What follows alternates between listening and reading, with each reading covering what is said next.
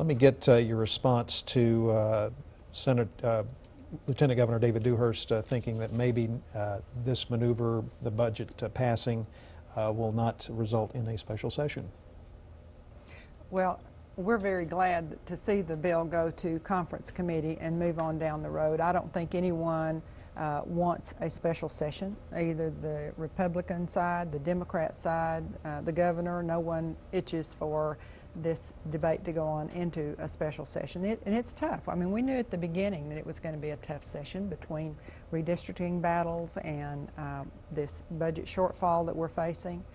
So we're down to the last month, and we'll see. But it has gone to conference committee now. The budget has, and it's time for the final verdict to come in, which we believe needs to be a final verdict that says live within your available revenue, don't spend your savings account, and not any more than is required to meet the current budget deficit. We do need to live within our available revenue, and that includes the rainy day fund, which is not a savings account, but in fact is a fund with a dedicated revenue stream that builds and builds and builds, and we need to use that rainy day fund. I think what should happen in conference is that the House and Senate negotiate in good faith, and that the governor gives them room to do that, and that we move toward the Senate budget, and that we get something that looks a whole lot like the Senate budget. If that happens, we can avoid a special session. If that doesn't happen, then frankly I think we'll have a special session, because I don't think that the Senate can abide the House budget. And I'll even go so far as to say the House members themselves, if it were a secret ballot, they wouldn't vote for the House budget. It is a terrible budget, and it's only the effectiveness of outside pressure groups, and I'll give Arlene her due, that have created that House budget. They wouldn't do it on their own. Well, the Center for Public Policy Priorities yesterday or day before, I think on May 3rd, issued a list of revenue options, which included non-tax revenue as well as tax revenue. Of the $30 billion that they recommended, we didn't recommend. It's a list of options, everything that you could consider up to $30 billion.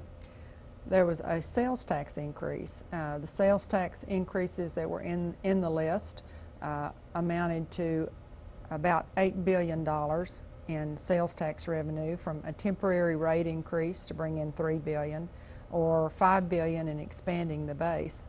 The sales tax revenue is, first of all, nobody really believes there's ever a temporary tax, but I don't see the people having strong support for a tax increase. And last month, in a Texas Monthly Roundtable that Mr. McCown and I participated in, he indicated that Texas in the long run is going to have a state income tax, and that is something that only 6% of Texans agree with.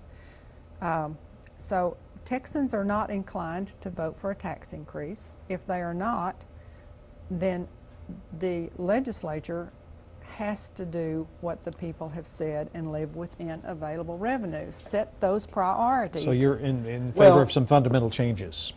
We do need fundamental changes, but Arlene is kind of playing a little shell game here, because we were talking about the Senate budget. You can get the Senate budget completely within available revenue with no new tax revenue whatsoever.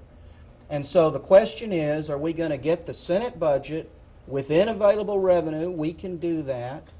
Or are we going to use the Great Recession as an opportunity here to really carry out an anti-public sector, anti-tax, anti-government, anti-public education agenda? And Arlene's exactly right. The people need to get engaged and make their voice heard.